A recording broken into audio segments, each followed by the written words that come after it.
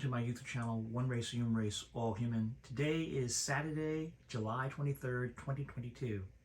57 years ago, on August 6, 1965, the Voting Rights Act was passed. People gave their lives. Sworn Goodman and Cheney, Medgar Evers, the little girls in the church, 16th Street Church. So many people, Mrs. Luzio, on March 25th, 1965, after Dr. King had given his speech, his Montgomery voting rights speech, right? And she gave her life. And so many other people for this right to vote. And by the way, please listen to Dr. King's March 25th, 1965 voting rights speech, Montgomery, Alabama voting rights speech. He talked about how blacks and whites, black men and white men, 19th century, remember, the 15th Amendment gave African-American men the right to vote for a short period of time, that black and white men voted together. They didn't care about the color of someone's skin. They voted economics. And that was stopped by segregation laws.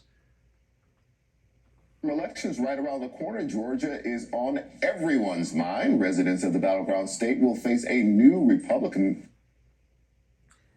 Everyone has a right to life, liberty, pursuit of happiness. Is on everyone's mind. Residents of the battleground state will face a new Republican devised restrictive voting law that largely affects people of color. But a group of black clergy are ready for the battle with a new initiative that aims to boost voter turnout. The project, which is called Faith Works, will organize voting operations across more than 1,000 Georgia churches and has a $2.6 million budget. It continues the long tradition of black churches fighting against voter suppression. Joining me now, Bishop William Barber, co-chairman of the Poor People's Campaign and author of We Are Called to Be a Movement, and Bishop Reginald Jackson, presiding prelate of the 6th Episcopal District of the African Methodist Episcopal Church and a founding leader of Faith Works. Bishop Jackson, you said, quote, faith leaders across the state worked ourselves to a frenzy to make sure we got out the vote in 2020. We have to work doubly hard to overcome the barriers put in place now for the 2022 election. How will Faith Works help to combat those barriers? Well, good morning. Faith Works will, number one, seek to make sure that all of our congregations, we're talking about well over 1,000 churches, that all the members of our congregations, their families, and the neighborhoods where these churches are, that number one, they're registered, number two, they're informed, number three, they're mobilized, and number four, organized to get out the vote. And it will be a grassroots effort. We will have people in local neighborhoods, especially in rural parts of the state, to make sure that all of our people not only vote, but vote in their best interest and exercise their voice. Bishop Barber, the Poor People's Campaign and 32 different church organizations recently had a big event in D.C. to mobilize folks to the polls. What's at stake this election cycle? Well, Charles, thank you so much, and Bishop Jackson. You know, so much is on the ballot, and black voters don't vote alone. The same forces threatening black people threaten young voters, Latinos, Asians, Native Americans, women. And so black voters are impacted by issue, by personality.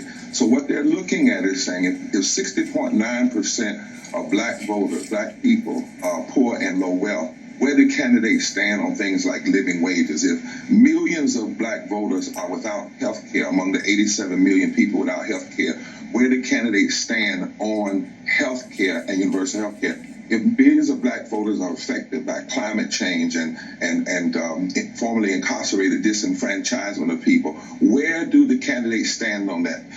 Where do candidates stand on women's rights issues and the issues affecting their bodies and their health? So black voters are very smart. They're looking at that. And what candidates would need to do is understand all of that's on the ballot. In 2020, in the Poor People's Campaign, we touched 2.1 million voters in 10 10 states. We're going up to 5 million this year in 15 states because poor and low wealth voters represent 30% of the electorate across the nation and 42 to 45% of the electorate in battleground states. And so what Democrats or anybody or the administration needs to understand, black voters are looking for what issues are you fighting for? Not one vote and then you quit. But what issues are you fighting for?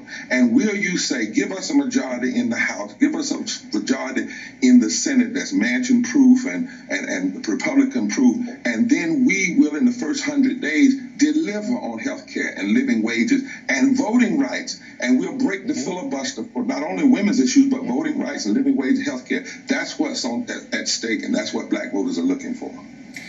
Bishop Jackson, there's a lot of mistrust when it comes to politics these days, and a lot of that is due to online misinformation. Is this why, or part of the reason that FaithWorks is utilizing social media to help to turn out the vote?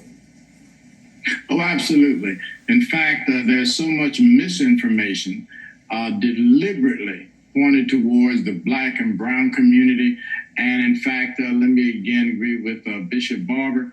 It's important that people are informed and issues are important.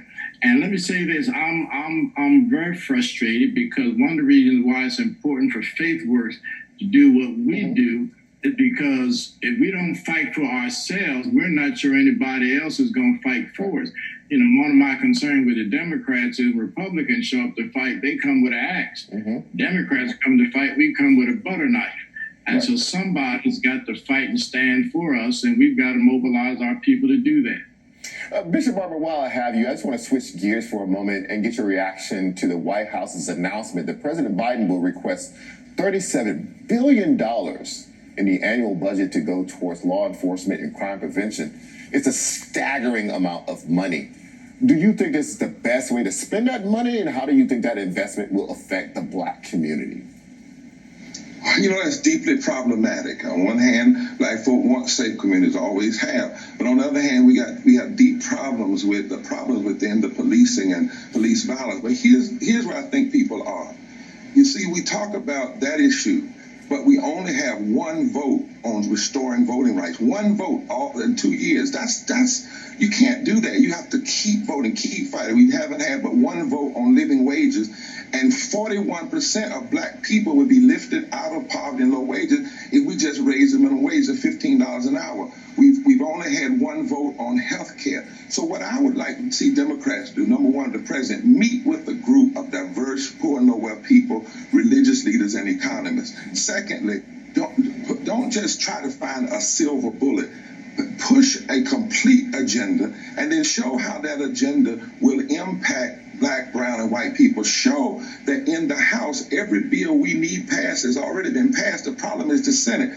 Talk and say, if you give us a majority in the Senate, then we will pass these things that impact the black community and other communities. The problem is we keep trying to find a silver bullet. That's why in the black church, we must protest in the streets and in the suites. We must tell politicians that our votes is not a support, our votes are demands, and we must prepare our people to vote with every avenue we have, because all these things are on the ballot. And if we don't do it, what will happen is people will keep searching for one issue. I'm ready to see the full investment on health. Right.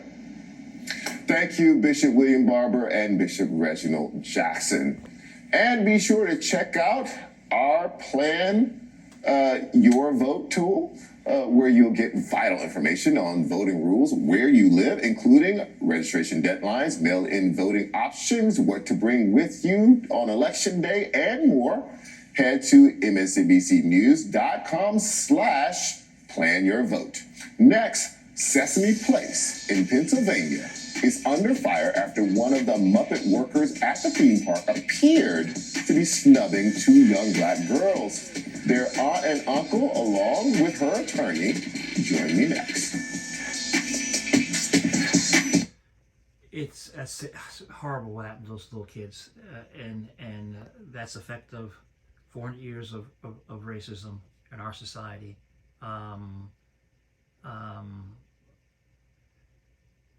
That's how the children are taking it, and the parents are taking it, and that action. That's how they see it. How the world may see it also. Now, whether or not the character saw it that way, or couldn't see the kids, or whatever it might be, it's just a very, very sad thing. You know, it's a very, very sad thing. I don't know why they waved no, you know, like, I don't know.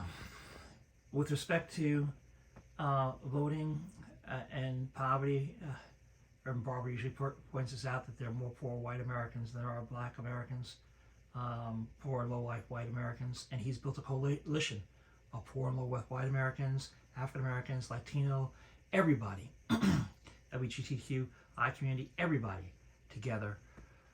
It's so important to have a plan of action to protect the right to vote, to make sure everyone who's eligible can vote and have those votes counted, and not have any legislature overturn votes of validly voted areas in our country. So these are issues that need to be dealt with. And thank you for my YouTube channel, One Race, Human Race, All Human. Today is Saturday, July 23rd, 2022.